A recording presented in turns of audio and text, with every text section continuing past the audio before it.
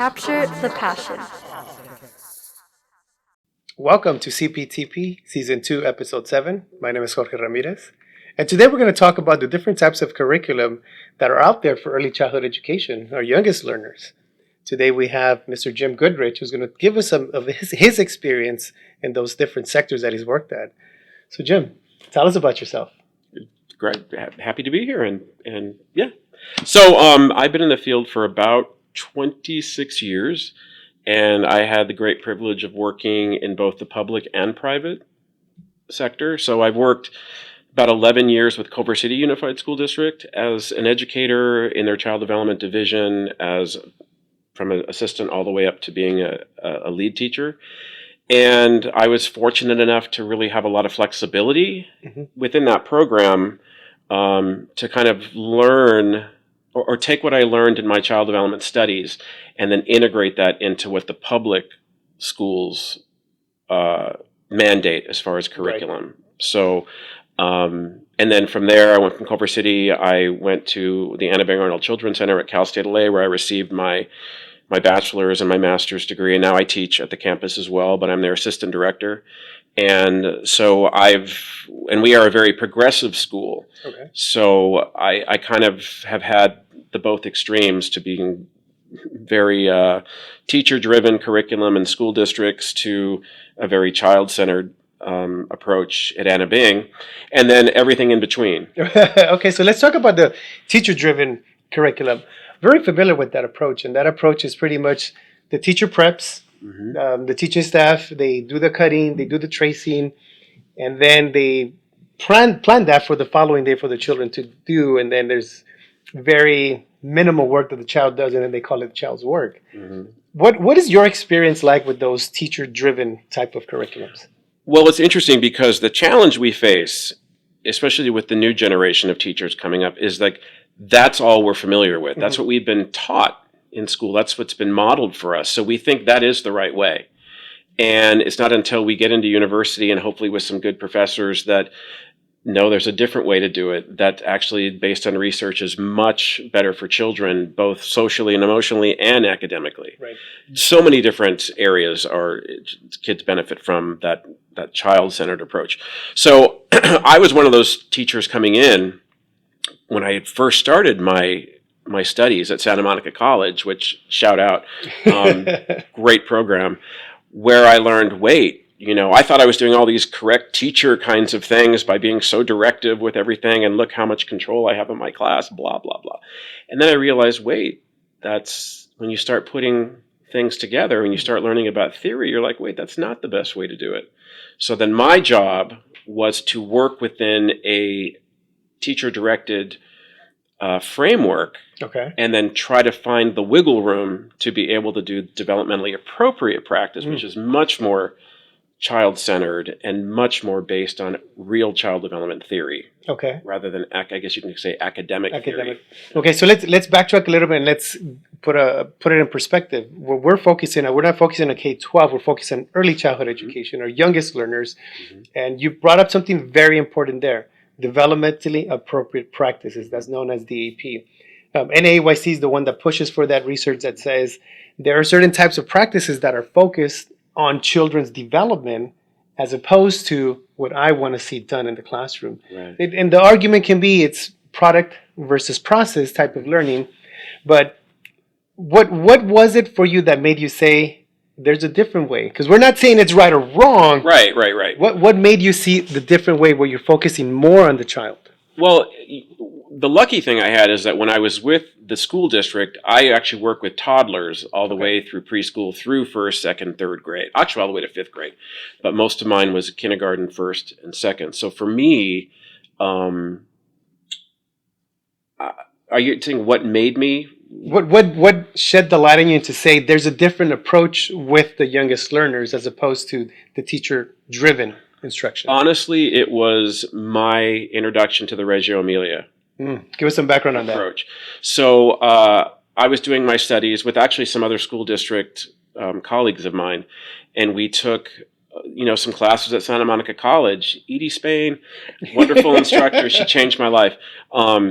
She told me about this other way, about how about long-term investigations based on children's interests and how you can weave in all of the curriculum content into a child-centered idea or child-centered project. So that's, and it was great. Oh, sorry, great fun for me to be able to map that out. How can I still meet all my curriculum domains yet make it child-centered? So they're going to want to be interested. You can't force learning, and a lot of times in a more teacher-directed,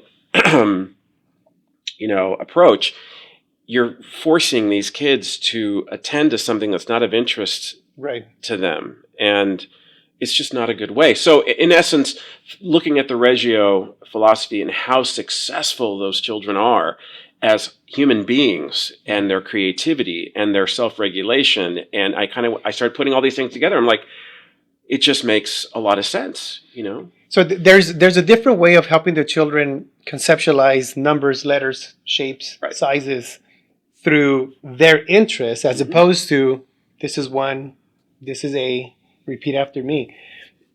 Give us an example of how you were maybe an idea, a lesson plan, or something that you developed that you were able to inject the academic component into a child's interest-driven activity.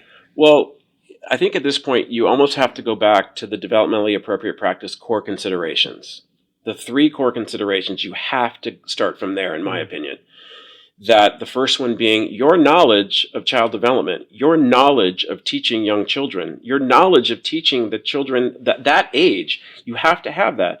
Second, seeing children as individuals, not an age group. Right. That's the next thing. And then finally, the cultural perspective that you have to take. So you have to start from there no matter what. But, and back to your question, it really is, like if I was going to take something, for instance, we did a study on lemons.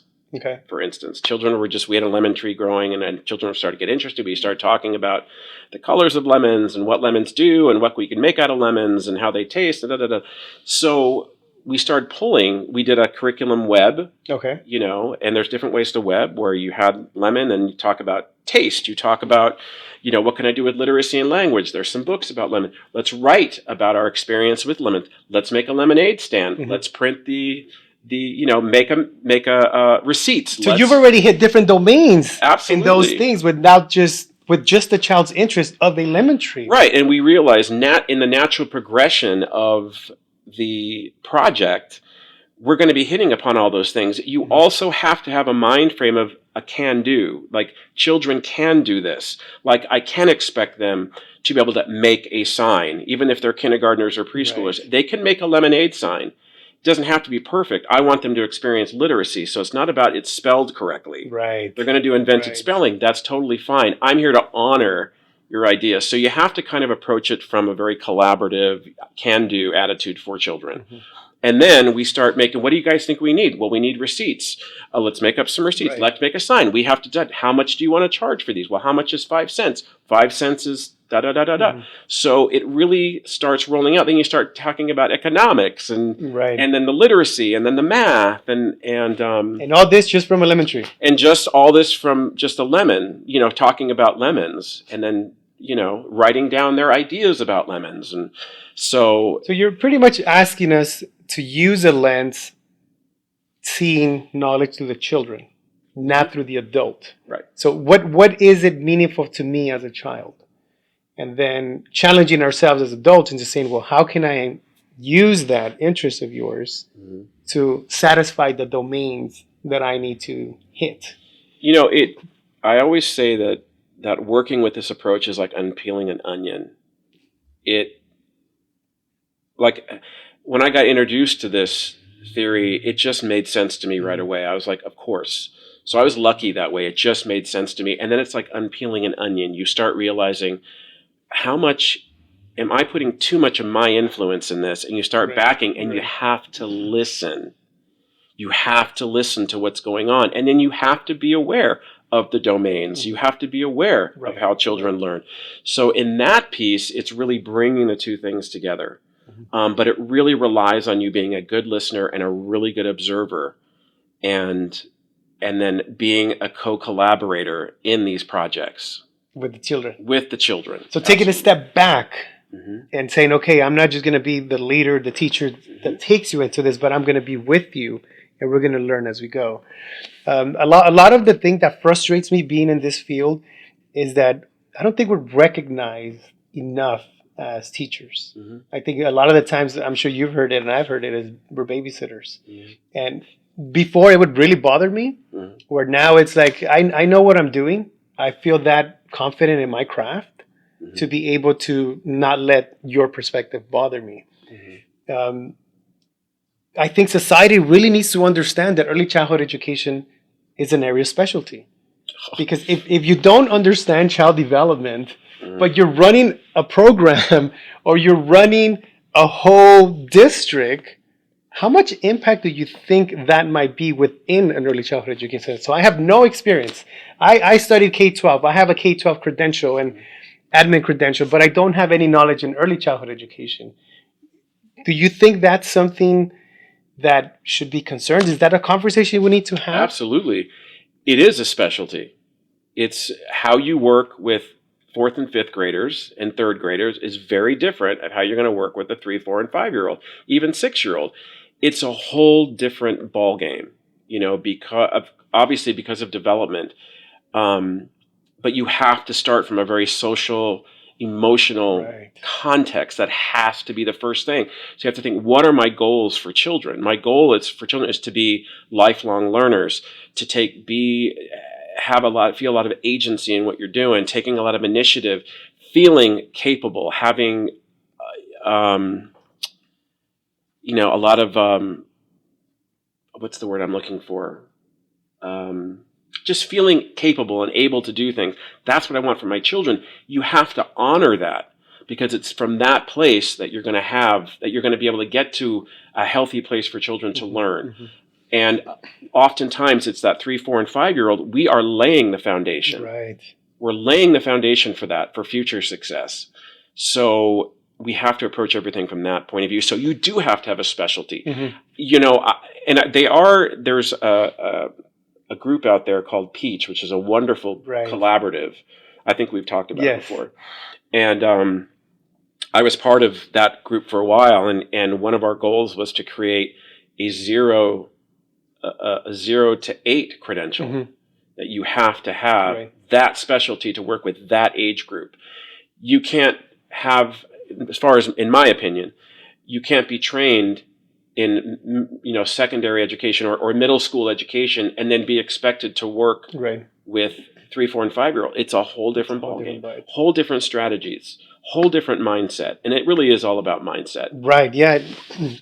Bringing in the social-emotional component of it, I think it's more critical in preschool. And yes, I'm not taking anything away from academics. Absolutely not. But social-emotional, children need to feel good about the classroom. Children need to feel wanted. They need to have a sense of connection, not just with the teachers, but with the peers, with everyone around them, to be willing and able to learn healthy. Do you have any experience with working with injecting social-emotional curriculum?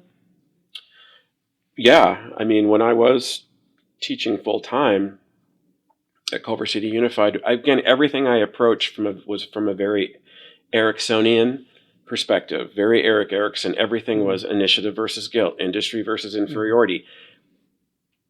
Where's my responsibility in that? Right. So everything I approached, whether it was a meeting time with children, whether it was, transitioning from meeting time to lunchtime, everything had to come from that place.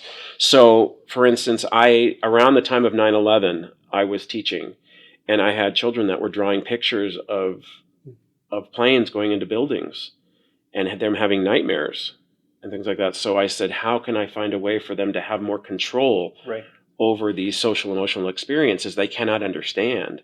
So something we did is, I wanted them to have some control. So what I did is let's draw the dreams that you're having or the nightmares that you're having. Right.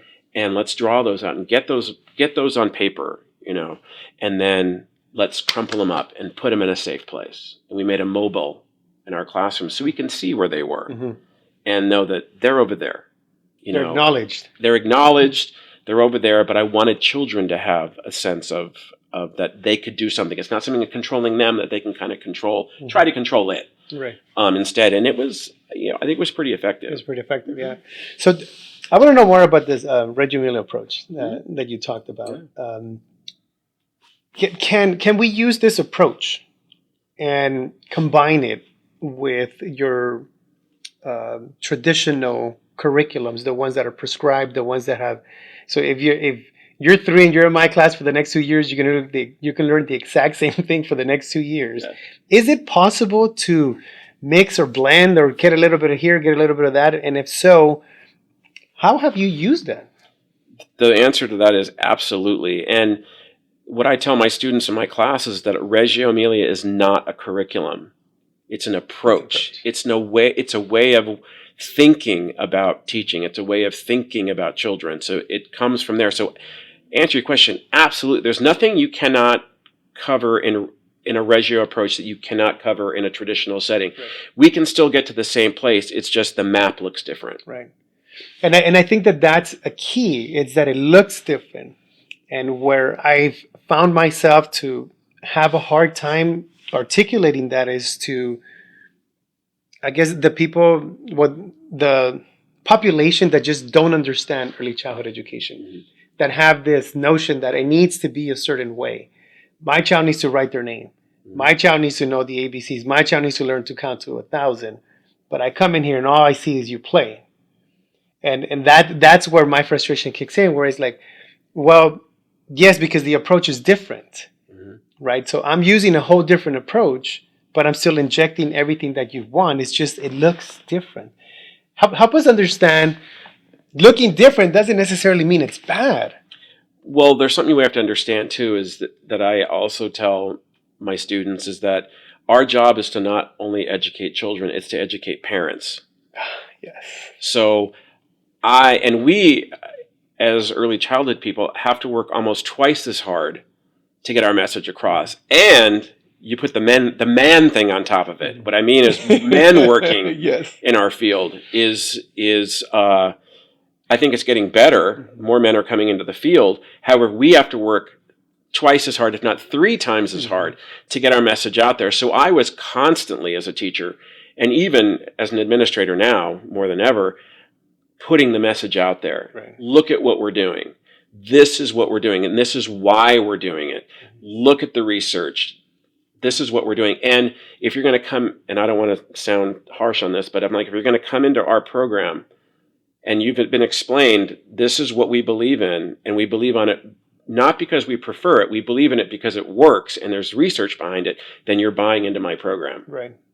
Exactly. And therefore, if you have different goals for your child, that's great. Yeah. But my job is for you to understand what it is we're doing with your child. Yeah. And that takes a lot of work. So we have 2 jobs. Mm-hmm. Yeah, I love that, which prompted me to a conversation recently. I had a conversation with one of the parents. Her daughter was in my class, and she said, I remember you put me in my place. And so right away, I was like, oh, what did I do? She said, in a parent conference, I came to you and I said, I'm concerned. My daughter's not writing her name. She's not counting. She's not recognized. She's going on with the academics. And I remember you telling me, whoa, wait a minute. That's not how I work. And so I'm thinking, like, did I really say that? And she goes, and what you told me to this day, it still resonates with me, and I see it on my child. You told me that my goal was to build my child as a whole. Mm-hmm. And everything else will come when she's developmentally ready for it. She said, so for her was a shell shock because she thought the earlier that I expose her to letters, numbers, colors, shapes, sizes, the earlier I get her to tracing, to cutting, to doing all these skills that I never built upon, then the better she'll be off academically. And as I hear you say those things about we carry so many jobs, educating parents is one of the things that we really need to take more ownership of and show that, hey, you know what? We're educated. We're competent. There is a field of early childhood education that is actually backed with so much research that I'm going to educate you with that. And here's my take on that, too. There's an urgency to it. Yes. In that, again, it's not part of, the typical conversation of how we think about early childhood education. It's just not there. It hasn't been modeled over time. So we have to be advocates, because if I'm not advocating this approach to parents, then I'm doing the child an inservice. Right. If I'm not taking care of that parent population and letting them know what good practice is, then I'm not going to get that support that I need from them at home. Right. So it really, again, goes back to the child again. And the whole thing about academics, I always go back to the studies that have been done in Scandinavia. When you're talking about Denmark and Sweden, a lot of those countries, they don't even start heavy academics till children are 8 years old, because they know that's when the brain is ready for it. And some of their test scores, and I hate to even talk about test scores, but some of their test scores are the highest in the world, because they're doing right by children. They're following development, and they're also letting them grow holistically. Right. So I look at those countries, and, there's a cultural aspect to it. A lot of those approaches are very community-based. Reggio is a very community-based approach. So they have the parent support. We're very fragmented here in the United States, so it's harder to get that message out there, but that doesn't mean we shouldn't try. Right. I just think there's so much research out there about the way to do it, and yes. a lot of times we're not doing it. Right. So now, as the assistant director at Anna Bing, what's the approach that you guys use at this school? So we are what we call a play-based constructivist school. Okay. Constructivism, and that's not talked a lot about in the undergraduate degrees, a lot more in the graduate degree. So we're a developmental constructivist program, because that kind of encompasses developmentally appropriate practice. Right. It encompasses Reggio, because we're not a Reggio school. The only real Reggio schools are in Reggio, because it is a community approach, and because of the society we live in, it's just harder to get that. But we consider ourselves a Reggio-inspired school, because our environments are inspired by them. We are an emergent curriculum as well. So emergent curriculum, being that we follow, whenever we can, the interests of children. And then a lot of people get confused about emergent curriculum. Emergent curriculum can come from the teacher based on your children. Right. So for instance, if I'm taking a walk on the beach and I see a really cool piece of, driftwood, and I know that my class is very creative and they will jump on that, then I'm going to pick that up. That's emergent curriculum. Emergent curriculum is also, hey, Samantha found a really great spider in the trellis on the yard. That's emergent. Let's go for it. Let's find out what we need to find out about it. We call ourselves a play-based constructivist program, because we're co-constructing knowledge with children. That we are researchers with children, and that's the way it should be. So that the teacher is a researcher, the child is a researcher, the child is a teacher is a student. It all goes together, and that's where the fun of teaching is. That approach is so much more rewarding and rich for me than opening up a curriculum book and saying, "Oh, it's March 17th. We're doing shamrocks in the color green." Done. Sorry. And I try to give that example to my college students all the time. I'm like, teaching is an art and a science, and I think a lot of times we've taken the art out of it. Oh goodness, yes. Because it's been given to us. Whereas when I was in school, even in my older elementary school, it was much more constructivist, and the teachers had much more flexibility. We used Beatles songs and Elton John songs to learn literacy and language and how to write. It was meaningful. Or Queen, whatever. And now they have, some programs or some curriculum that they actually give the teacher a script and you have to follow it. So where's the art of teaching now? It's being, I kind of see it like it diminishes, and it takes a lot away from being a teacher, because you're being told what to do, and how to do it at a certain time. And the assumption that everybody's going to learn exactly the same way, it baffles me. It gets me so frustrated, so worked up sometimes, and I hear it in your voice. I keep you hearing saying play-based. What does play-based look like? So play is the work, and it gets to be almost cliche in our field sometimes, because I don't think people sometimes understand the weight of what that means when you say play-based. Play is the work of children. That is their language, and play is, learning is integrated. and this is where the skill of the teacher comes in, and how you set your classroom up, materials you set up, what you say to your children, the kind of questions you pose. That play, all of it's integrated. Mm-hmm. Mm-hmm. It's all integrated. It's only the adults that separate subjects. Like now we're doing our language arts time. Now we're doing our music time. No, it could be holistic and integrated at the same time. And I don't want to bash any curriculum. My old director, Pam Kaiser, who's another like saint of mine, who I just real big inspiration. She told me a good teacher can make any curriculum great. Mm-hmm. Oh yes. Yeah. It's about what you bring to it. Yeah, and I think that that's something that early childhood educators bring in, because we understand how children develop. We have the different types of theories, learning theories specifically, to be able to say, you know what, here's Jorgito, who's more of a kinesthetic learner. So when he's sitting on the rug doing this with his feet, I shouldn't try to control him. Say stop and pay attention. Or the classic one, the one that I like using in my college classes, I'm not going to start until everybody's ready. And I look around, and everybody instantly is. What makes you assume that that's what ready looks like? You know, I'm not going to start until Jimmy here is looking at the book. But what if you're just an auditory learner, right? Yeah. And what about that student that needs to sit in front of you when you're reading the story because they're the visual learners? But you constantly tell them, no, dude, you got to back up. Go back to your space. Yeah. You know, not being aware of the types of learners that we are developing, I think it's something that teachers really need to own more and say, you know what, I need to really know my students. You said something very important. A good teacher can make any curriculum great. That's awesome. Now I want to hear your administrative perspective. Let's happen to say you're an administrator for the very traditional curriculum. Okay, you have maybe little to no understanding of play-based or even a different Reggio approach or other inspired types of learning. And you walk into a classroom where a teacher is more child-centered. You find that to be kind of difficult to say this is a classroom that's really learning? Or is it more of like, no, this is actually learning, I get it. Do you think administrators need to understand the different Absolutely, types? because you're not going to know.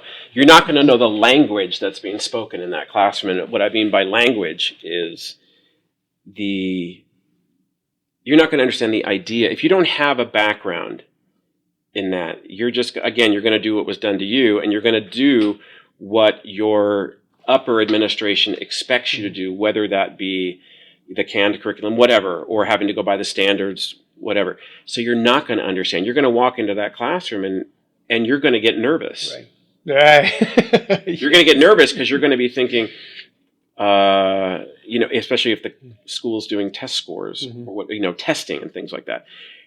You're going to be blindsided, and there's going to be you're going to feel probably, if you have a really good teacher who's a real child development teacher, knows exactly what you're doing, you might even be a little intimidated because you don't understand what's going on. So again, it's our job. If you're going to be an administrator of an early childhood center, then by God, you better have good background and a wide scope of what early childhood looks like. You need to know about the different approaches: high scope, Reggio, creative curriculum, project approach. You have to have all that knowledge to understand what it is you're looking at, because what we do and what we have the flexibility to do in the private sector is be able to put a little high scope here with a plan, do, review. I'm going to do a little bit of Reggio here as far as my use of natural materials. I'm going to do a little bit here. So if you're someone who is only trained in elementary school or only administration, you're not going to get all those nuances. Right. And again, we're doing disservice to children and teachers at that point. So is it something that we have to look at more at who is preparing these teachers? Is it something of who's running these centers? Is it a whole different approach that we need to look at? For us to get on that same page to focus on children learning, to focus on building children holistically, what would be a good starting point as far as society?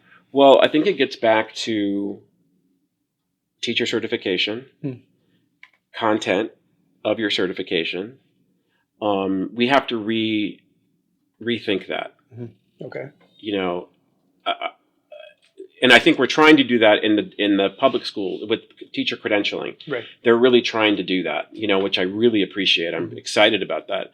But in the private sector, we also have to do it because licensing regulations or licensing certification is way too low. 12 units is not enough. Yeah. And the thing is a lot of programs are in the private sector. So you're talking about teachers with only 12 units. Again, we're doing a disservice by not requiring more. Right. We're doing a disservice to children, right, families, and to the teacher. Right. Right. So I don't know if that answers your question, but yeah. But again, we do need to start from the ground up. I think it's changing. I think First Five has done a lot. I think we're getting much more. More attention's being drawn to early childhood as a whole, but we have so much further to go because a lot of people still don't know what Reggio is. And Reggio has been touted, and I don't own stock, but it's been touted as the best approach. Right. And this is long term, right? This is not just Reggio approach in the preschool class; it's Reggio approach long term. Yeah. Well, because here's what I do in some of my classes whether it's Reggio I'm doing or high scope or just having a child-centered approach where you're giving children agency and choice in their education. Right. What I do is I say, okay, guys, let's take a child who went through a very play-based, well-constructed program with strong developmental teachers. You put them where the children have done the plan, do, review, have been asked, what is your interest? What would you like to do? How can I support that? You take that child, put him in a classroom full of materials. Then you'll take a child who is in a very traditional setting where every minute of the day was dictated. No, we can't do paint now. We're doing our language arts time. No, we can't do puzzles now. We're doing X, Y, and Z because that's what's on the curriculum. All right, so that you put those two children in one classroom and say, go. Which child is going to be frozen? Which child is going to be more apt to take initiative and start working with materials? Right.